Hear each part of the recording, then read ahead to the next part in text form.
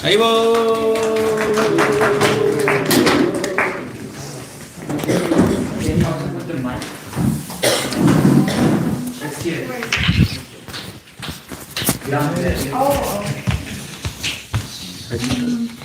Thank you very much for gathering for Srimad Bhagavatam.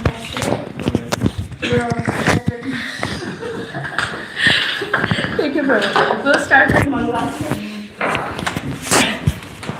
Sorry, Mangalacharna is coming. Yes. By reciting Mangalacharna every day, we invoke. Yes. And we seek for blessings from the Lord and all the acharyas in the disciplic succession. And we hope and wish and pray that we can take away something of value, something of substance, something that will help us grow in our spiritual lives. Haribol. Okay, this is not me. Laptop. Okay. Count till 10. 10, 9, 8, 7, 6, 5. 9. Okay. Om Namo Bhagavate Vasudevaya. Om Namo Bhagavate Vasudevaya. Om Namo Bhagavate Vasudevaya. Om Namo Bhagavate Vasudevaya.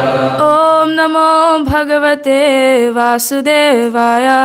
Om Namo Bhagavate Vasudevaya.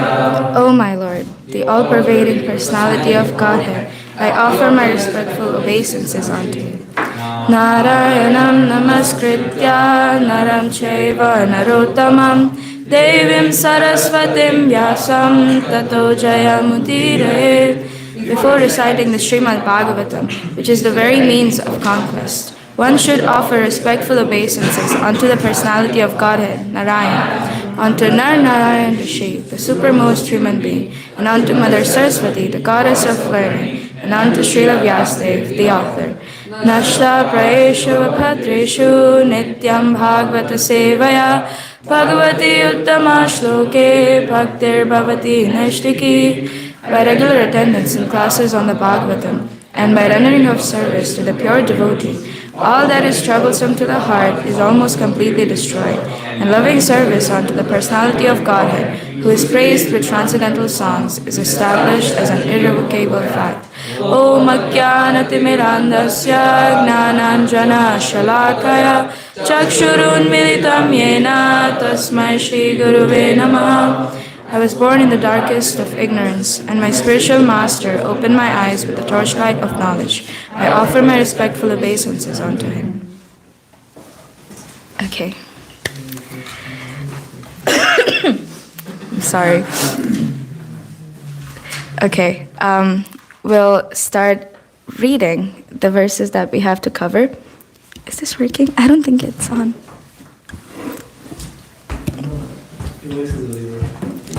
Haribol. Okay, then maybe we don't need it. Yes, please bless me so I will be able to say something of value, something of substance, and that we have something we can take away from this class. Haribol. We are reading from text 14 to 21 to 28. Okay. Yes. Start. Okay, we can start. Shukadeva Goswami said, after speaking in this way, the Supreme Personality of God had disappeared from that very spot. Aditi, having received the extremely valuable benediction that the Lord would appear as her son, considered herself Reciting transcendental names. Lord Brahma said, O Supreme Personality of Godhead, all glory is unto you, who are glorified by all and whose activities are all uncommon. I offer my respectful obeisances unto you, O Lord of the transcendental lives, controller of the three modes of nature. I offer my respectful obeisances unto you again and again. I offer my respectful obeisances unto you, the all-pervading Lord Vishnu, who who have entered the cores of the hearts of all living entities. All the three worlds reside within your navel, yet you are above the three worlds. Formerly, you appeared as the son of Krishna. To you, the Supreme Creator, who are understood only through Vedic knowledge, I offer my respectful obeisances. O my Lord, you are the beginning, the manifestation, and the ultimate dissolution of the three worlds, and you are celebrated in the Vedas as the reservoir of unlimited potencies. O Supreme Person, O my Lord, as waves attract branches leaves that have fallen into deep water, you, the Supreme Eternal Time Factor, attract everything in this universe. Text 28. My Lord, you are the original generator of all living entities, stationary or moving, and you are also the generator of the Prajapatis. O my Lord, as a boat is the only hope for a person drowning in the water, you are the only shelter for the demigods who are now bereft of their heavenly position. Text 23.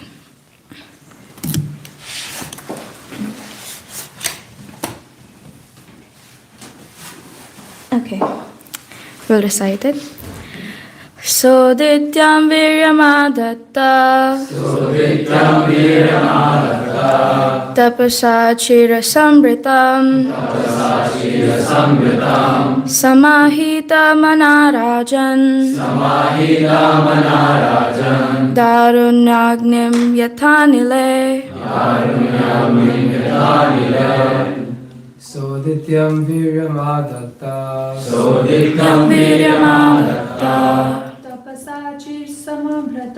tapasa chirasamritam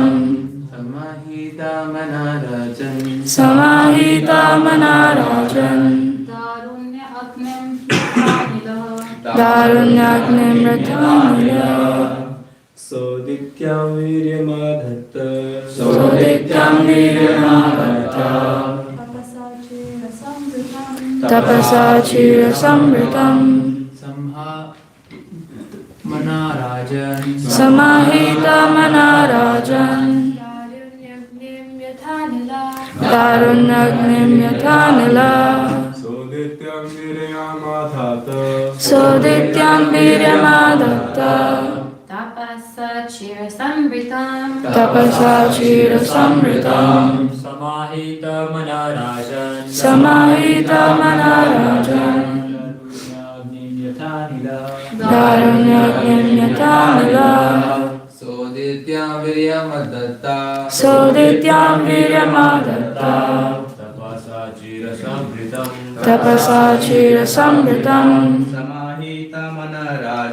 samahita manarajan darunyagnim yathanila sodityam viryamadatta tapasa chirasamritam samahita manarajan darunyagnim yathanila. Okay, synonyms all together at a nice normal pace.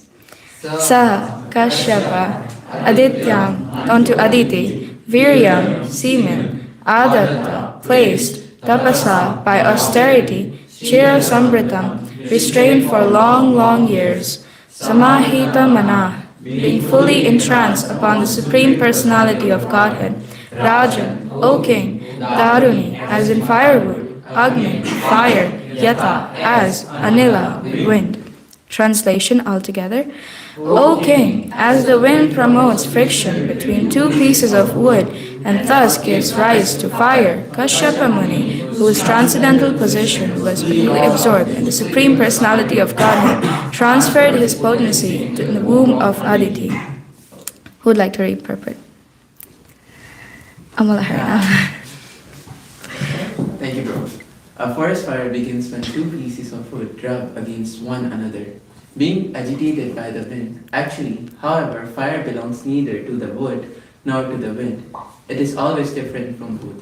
Similarly, here it is to be understood that union of Kashyap Muni and Aditi was not like the sexual intercourse of ordinary human beings. The Supreme Personality of Godhead has nothing to do with the human secretions. of sexual intercourse. He is always completely aloof from such material combination. The Lord says in Bhagavad Gita 9.29, Samoham Sarva Bhuteshu, I am equal toward all living entities. Nonetheless, to protect the devotees and kill the demons who were a disturbing element, the Lord entered the womb of Aditi. Therefore, this is the transcendental pastime of the Lord. This should not be misunderstood. One should not think that the Lord became the son of Aditi the way an ordinary child is born of sexual intercourse between man and woman. Mohana Prabhu. Here, it may also be appropriate to explain in these days of controversy the origin of life. The life force of living entity, the soul, is different from the ove and semen of the human being. Although the conditioned soul has nothing to do with the reproductive cells of man and woman, he is placed into the proper situation because of his work. Karmana Deva Netrena. Life is not, however, a product of two secretions, but is independent of all material elements. As fully described in Bhagavad Gita, the living entity is not subject to any material reactions. He can neither be burned by fire, cut by sharp weapons, moistened by water, nor dried by the air. He is completely different from the physical elements, but by a superior arrangement he is put into these material elements. He is always aloof from material contact. Asango hi ayam purusha. But because he is placed in a material condition, he suffers the reaction of the material modes of nature. Purusha prakritisto hi bhukte prakriti jangana karanam guna sangosya sad asad yoni janmasau. The living Prabhu. The living entity in material nature thus follows the way of life, enjoying the three modes of nature. This is due to this is due to his association with that material nature. Thus he meets with good and evil among various species.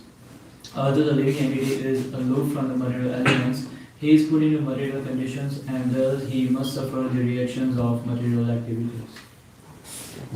Jai. Okay, so as devotees, we understand that Krishna is the source of life, all life, right? How do we see his role in creation beyond just being the cause? What is his role beyond just being the cause of the creation? He maintains. He maintains. Anyone else? Annihilates. Annihilates. Anyone else? Nature said destroys. Oh. Annihilate is the same. Yes, Monal Prabhu. he performs his wonderful pastimes, he comes into this material world. Mm-hmm. Can you back that up with a verse? With a verse,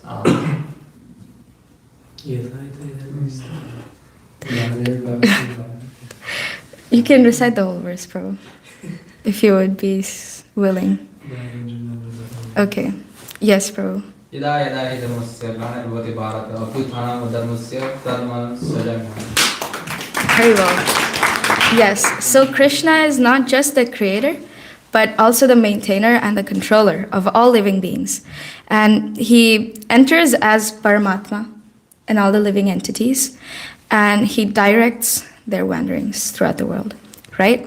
And Krishna manifests in various incarnations to protect dharma, and such as Vamanadev's appearance we'll see in future.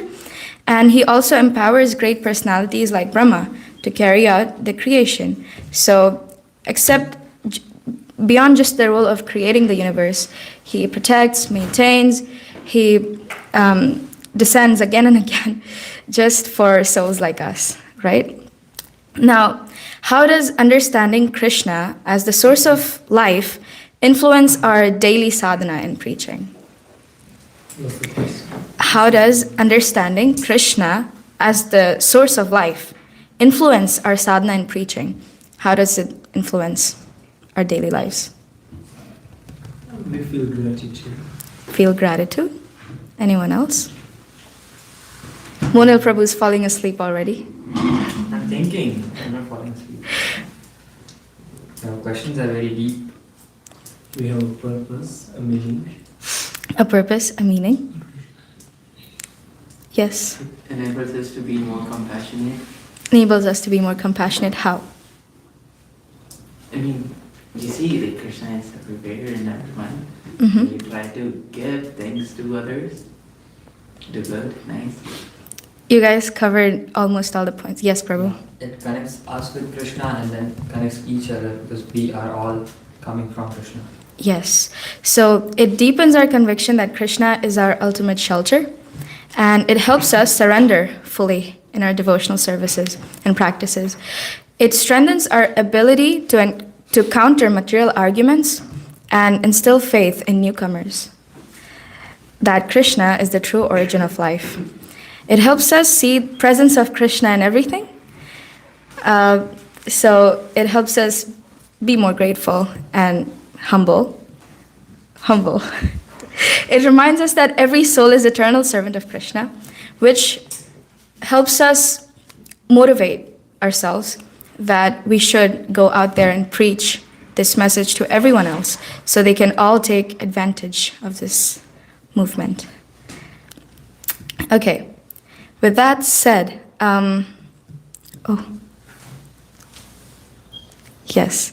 Now, we see here that Aditi, the mother of the demigods, had performed severe austerities with guidance of her husband by performing Payovrata, Harivol. And she pleased the Supreme Lord. He appeared in front of her, and she at first couldn't say anything, couldn't move. She just paid obeisances and she was left speechless. Now, this is something that we see happens with all the devotees that the Lord appears in front, whom the Lord appears in front of, like Prahlad Maharaja. Give examples. Dhruva Maharaj.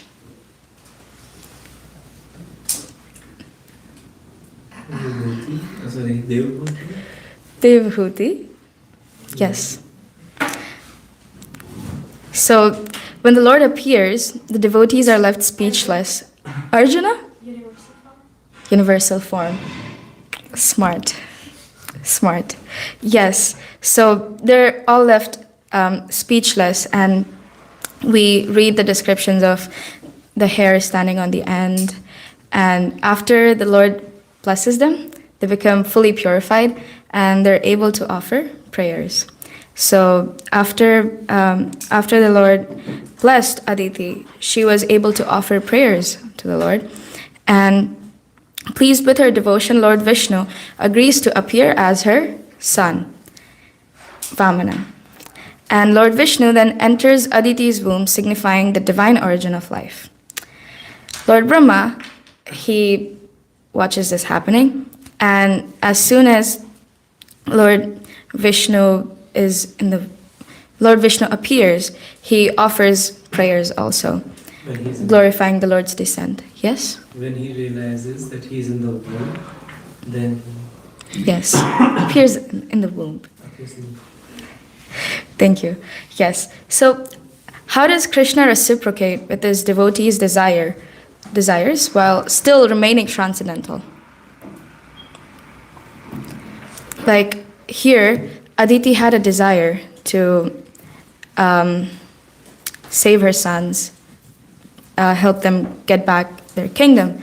And so the Lord appeared and reciprocated accordingly. Yes. Krishna says, Ye tabam prapadyante tam satev vajamyam mama vartmani vartante manushya karta sarvasha. So Krishna says in the Bhagavad Gita that he rewards everyone according to the degree of their surrender. So in this case, Aditi surrendered to Krishna, came forth with her desire, and Krishna fulfilled. Yes. Prabhu. So your question was how Krishna fulfilled the desires of his devotees without while remaining transcendental. So in this pastime, he came as a son. The Prabhupada explains that he didn't came because of the result of some ordinary sexual intercourse between a man and a woman. He came in a very transcendental way, like the potency of Kashyapa Muni was shifted into Aditi's. That's how he came, so that makes him transcendental. Yes, Moral Prabhu. In Bhagavad Gita also Krishna says that Janma Karma Chame Divyam Evam Yogiti Tattata Tyakvadeha Punajana Evam Naveti Sojana, something like that, yeah. So he's saying that my birth and death, it seems to be like ordinary birth and death, but they are transcendental. And here also we can see that the Lord firstly appeared in his four-handed form and gave darshan to Aditi. Aditi. Sorry, Aditi. And then he entered Kashyap Muni's consciousness. So it's like we can see that this is not ordinary, this is transcendental. Yes, it is. And Queen Kunti also prays by saying that when you appear in this material world, you appear as a human being. And that is very misleading. In Bhagavad Gita, one of the verses, the translation goes like, "Fools deride me when I come in human form, descend as a human, as in my human form, and they're fools." Are we trying to pull it up? It's okay, Prabhu. Okay, so we understand that Krishna is the supreme source of life. The Bhagavatam repeatedly confirms that life originates from the Supreme Lord. And also in Bhagavad Gita 10:8, Aham Sarvasya Prabhavo. Krishna says that I am the source of all material and spiritual worlds. 10:8. Yes. Oh, would you like to recite? I'm the source of all spiritual and material worlds. Everything emanates from me. The wise who perfectly know this engage in the devotional service and worship you with all their hearts. Very well.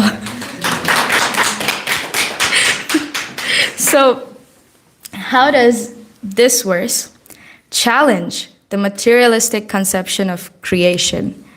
Now, before this question, what is the materialistic conception of creation and origin of life? What is it? Devanshi Prabhu. That we came after a Big Bang theory, and then Yes. everything originates from that bang, and nobody knows where that source of stuff came from, like just a bang. Yes. Most people think that life comes from matter, but Srila Prabhupada says that life comes from life. And in this case, life comes from Lord Krishna. Are you spoiling my script? Yes, Prabhu. Rohan Prabhu, you had something to say. It is believed that our ancestors were monkeys and we emerged from them. Yeah. No, I was saying not human beings, life. Yeah. So materialistic people, they believe that life originated by interaction of matter. But that is not true. As Prabhu said, by stealing the line from my script, life comes from life. And Srila Prabhupada emphasized that life does not arise from dead matter. Even in material reproduction, a living entity, the soul must be present. And a very nice example comes to my mind. I don't remember the source, but just as a machine may be assembled perfectly, but without an operator, it cannot operate. It doesn't do anything. So just like that, if we form a nice body out of matter, it won't move until the operator, the soul, is present. So yes, this shows that soul exists. And in chapter 2 of Bhagavad Gita, we recently had a Bhakti Shastri exam. So I'm hoping everyone went back to that chapter. What does it say about the presence of soul, the qualities of a soul? There are multiple verses, so you will have enough to quote and enough to... I'll come to you. Jai Prabhu, you had something to say. So, presence of soul we can identify by the flow of consciousness in our body. Mm-hmm. So that's like the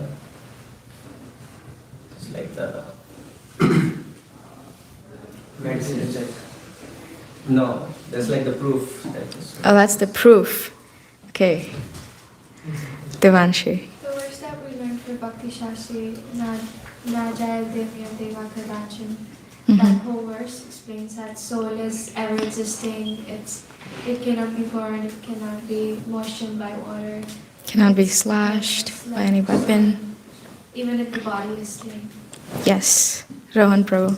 Same? Monal Prabhu. Yeah, it is also said that his soul is amazing. So,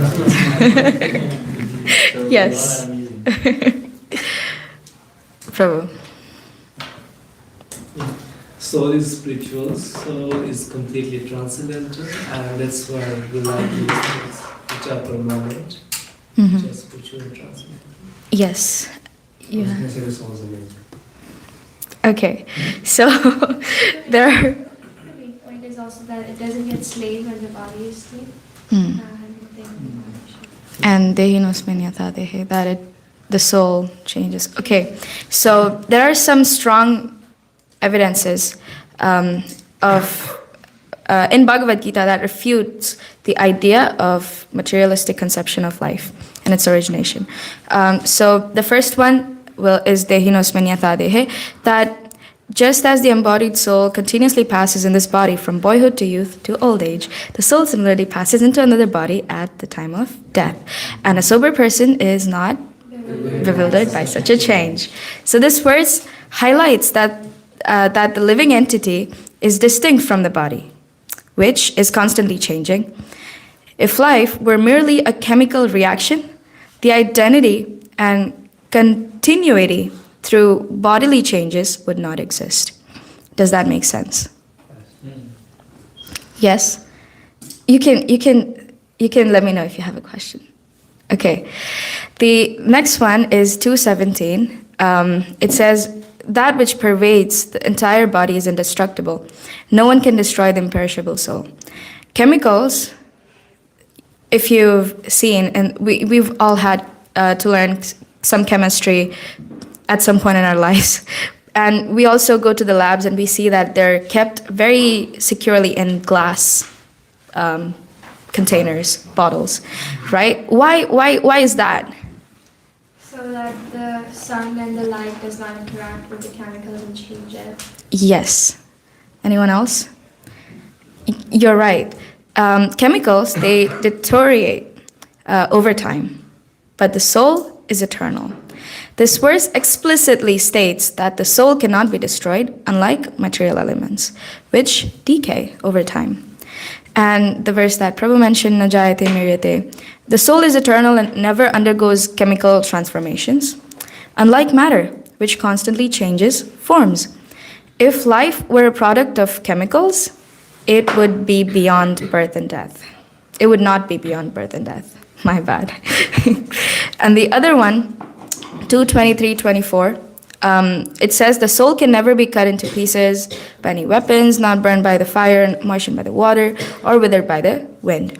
Matter is subject to external influences, like Devanshi mentioned, that the sun, the air, they react to everything, the chemicals.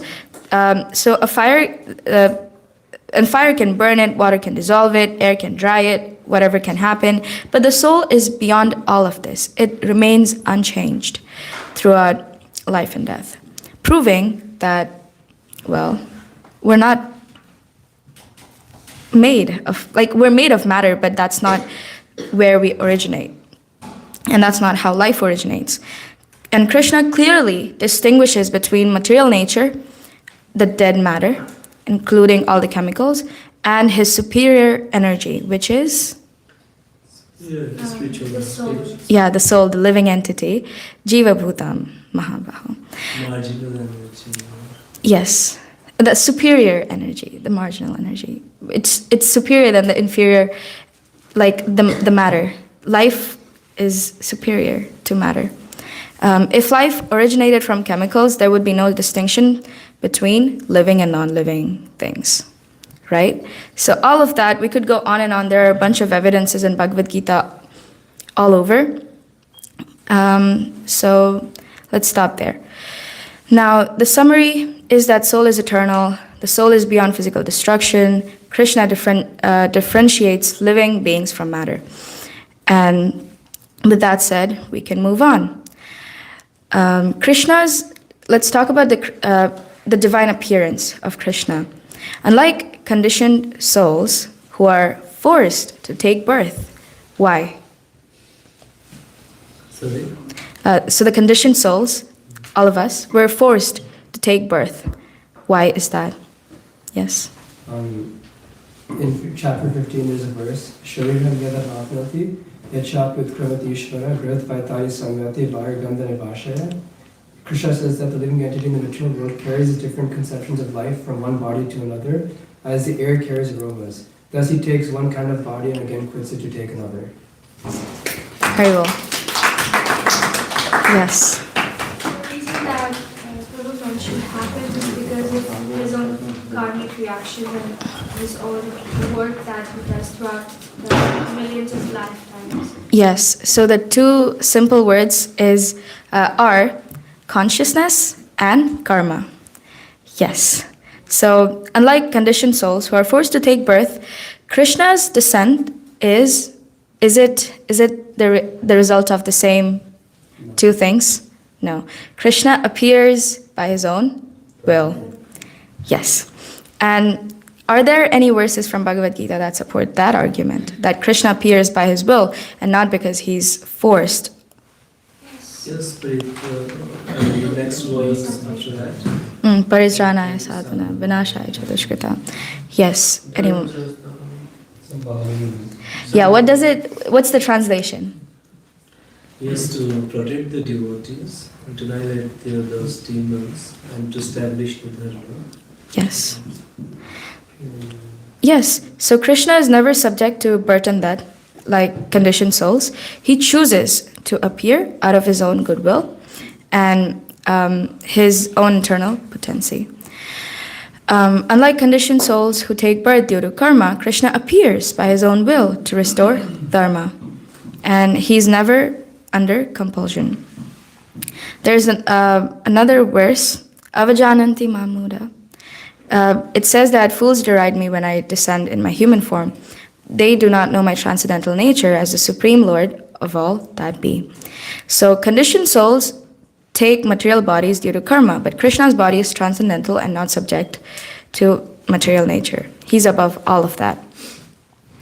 With that said, we talk about birth here, right? So there are two kinds of birth. One we discussed already, the birth due to karma. What is the other kind of birth? Would anyone like to guess, except Devanshi? Like the devotees, like Prabhupada, they are like Nitya Siddhas and they come here to deliver the miserable souls. Yes. Okay. Nityananda Prabhu. When you get initiated. When you get initiated. Very well. So there are two kinds of birth. One, we get this material body because of our own consciousness and karma, but we get to take another birth in the same birth without dying by the process of initiation. Himanshu Prabhu, are you doing okay there? Okay. So the second birth is given by the spiritual master, right? Would anyone like to expand on that before we go forward? Nityananda Prabhu, you might be able to say a lot since you're second initiated. What do you want me to say?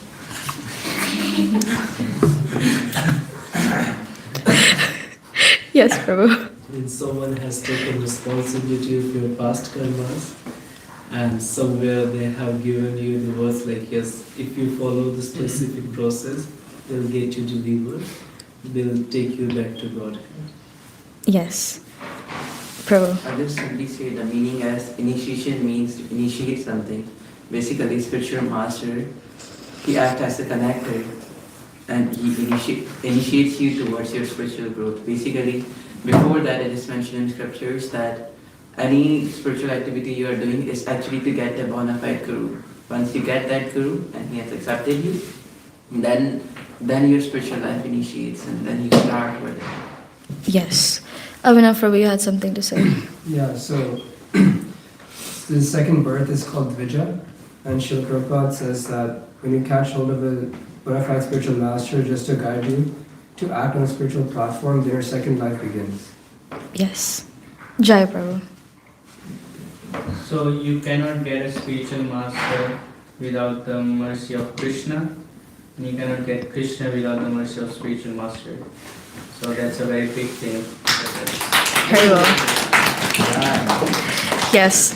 So in Bhagavad Gita 4:34, the translation goes like, just try to learn the truth by approaching a spiritual master. Inquire from him submissively and render service unto him. The self-realized soul can impart knowledge unto you because he has seen the truth. So this birth is not physical. It's the birth of knowledge and spiritual wisdom. That's initiation. Thank you, Prabhu. Also, in Srimad Bhagavatam, there is a verse which I can't recall the number of, but it says, one who desires real life must take a shelter of a guru.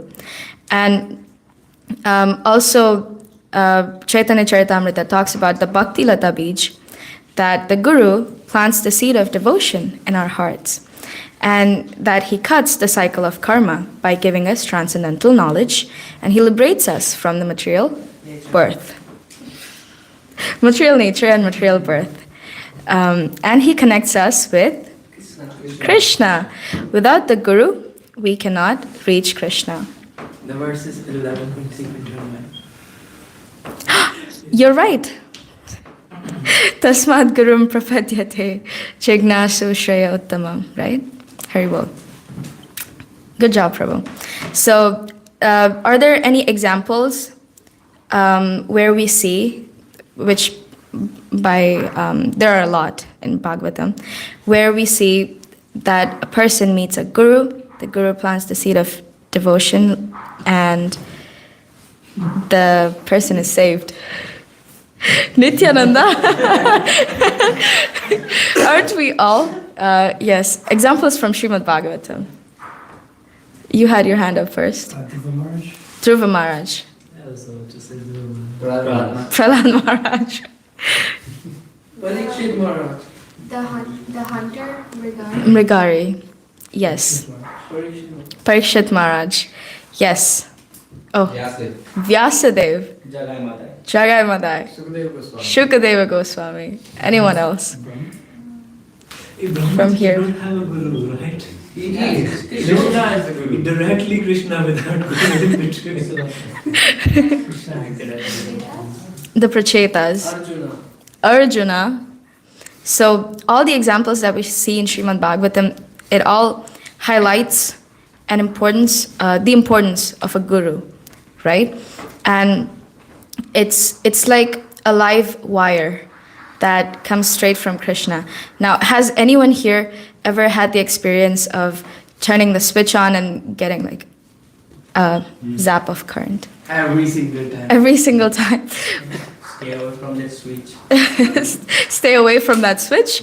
No, Prabhu, you should touch the switch. I'll tell you why. The wire, it does not originate from the switch, right? It goes all the way somewhere very far. It originates from there. And then it comes on connecting through different machines and different houses and different factories and whatnot, right? And it comes to that switch. But as soon as you touch the switch, you still feel the current. So this disciplic succession is just the same. It originates all the way from Krishna, comes through all the acharyas in the succession, and it finally reaches to us. But just as we touch the switch and instantly feel the current, as soon as we approach a spiritual master, as soon as we approach as soon as we go anywhere near the line of the disciplic succession, we instantly feel the connection to Krishna.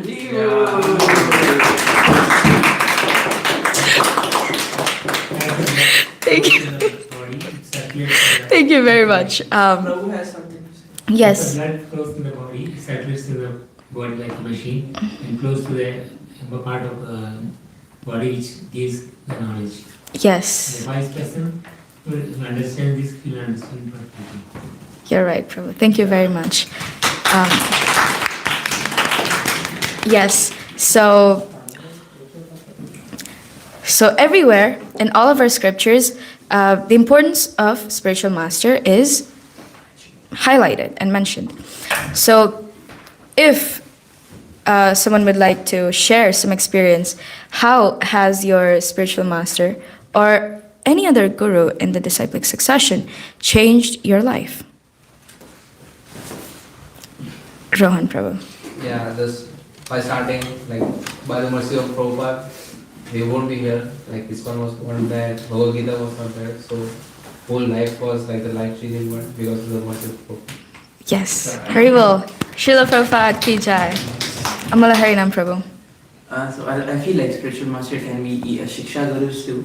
So I'll just share my realization when this Kalakanta Prabhu was here. Such a wonderful soul, who doesn't want to be around him, right? And when he was here, I myself like feel really connected to Gaur Kishoredas Pavani Maharaj and Bhakti Vinod Thakur, since we were singing their bhajans, and I felt really blissful. I was like, okay, this is the place where I actually wanted to be. Yes. So it was so magical. It was like, oh, I don't even know, like these songs, wonderful songs, and Acharya has mentioned all their ecstasy in these songs. And then later I saw more about both of them, like heard some classes. So it was nice to know, and yeah, it was encouraging. Yeah. Haribol. Thank you for sharing that, Prabhu. Monal Prabhu. I would like to mention my father.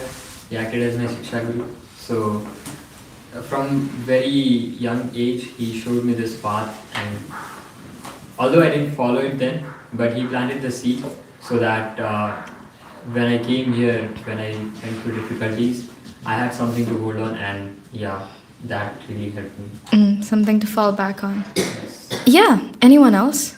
Yes, Devanshi. I think for me, it all started from when I joined Bhakti Academy. So then, at that time, Vishakha was there who guided me through all. She's the one who connected me with Kalapanta Prabhu. She's the one who connected me with Prabhupada Priya. She's the one who gave me such a wonderful association. So that's how, she's also my mentor and like a Shiksha Guru. So that's how she changed my life. Yes. And I think a lot of others like too, in that sense. You're right. Haribol. Yes. So once we get connected with the gurus in the disciplic succession, which the succession is like an ever-increasing tree with millions and billions of branches, ever-increasing, right? We're no longer bound by karma. All of our activities become transcendental. And we start seeing everything as Krishna's mercy. We engage in service rather than in material pursuits, which you still have to do because we're bound by duty as well. And in Bhagavad Gita 10:10, Krishna says that those who are constantly devoted to serving me with love, I give them the understanding by which they can come to me. Yes? Does anyone know the verse? Then he was stressed about his exam. Yuktanam pajatam priti purvakam tadami buddhi yogam tam yena mam upayanti te. Unflinching and unfailing in our Yes. We must be unflinched and unfailing in all circumstances, and that's how we can go back to Krishna. Some example, and Krishna personally guides those who surrender to the Guru. And some of the examples is Rupa Goswami and Sanatan Goswami, who took shelter of Sri Chaitanya Mahaprabhu and became great acharyas. Another example is Bali Maharaj and Shukracharya. Bali surrendered to Vamanadev, rejecting his guru, and received eternal life. What's the difference between the two examples of Rupa Goswami and Sanatan Goswami and Bali Maharaj and Shukracharya? Shukracharya's thing was, who told him that this is the Supreme Lord? It was Shukracharya who told him his thing. And he was demon's spiritual master, so he had to act according to that. And that's how Krishna wanted him to be acting. He was doing his part, and that's how he could, Bali Maharaj could have could got glorified.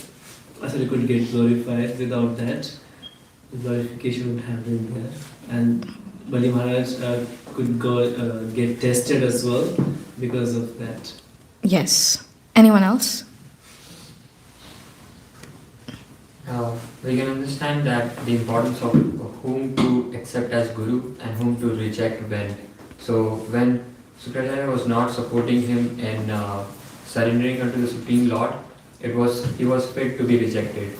And then we can see from the example of Rupa Goswami and Sanatana Goswami that the spiritual master was favorable, so they surrendered. So, yeah. Yes. Thank you very much for the input. Even in the case of Rupa and Sanatana, they were employed by some person and they rejected that person just to go and join Mahaprabhu's party. Yes. So it's very important for us to have the discrimination. We respect everyone, but discrimination is very important. So what steps can we truly take to live this second life given to us by this movement to the fullest? What steps can we take? What are some practical suggestions and tips that you guys might have to fully live the second life given to us? Book surrender to Krishna. Surrender to Krishna? Book distribution. Book distribution. Read. Read. Yes. Practice seriously, pray deeply. Practice seriously, pray deeply. Chant around nicely. Chant around nicely. Rohan Prabhu. Accepting what is favorable and rejecting what is not favorable. Accepting what is favorable and rejecting what is not. Yes. Do your duties without any material benefit. Be practical, based on time, circumstances, and situation. Yes. Always remember Krishna, never forget Krishna. Always remember Krishna, never forget Krishna. Sankirtan. Sankirtan, books. Keep yourself in check by associating with devotees and by having a mentor. Keep yourself in check by associating with devotees and having a mentor. So all that we just mentioned, those are some key takeaways you can take away. So it's very important that we keep doing all these things to fully appreciate and to fully live this gift of second life that has been given to us. And we also, in some form, received a second chance. So let's be more conscious of the gift that we've received. And so we can practice our sadhana more seriously, with more sincerity, with more love, and respect all the other devotees that constantly keep uplifting us through all the situations in our lives that are kind of ugly, right? So with that said, thank you very much for coming to the Srimad Bhagavatam class.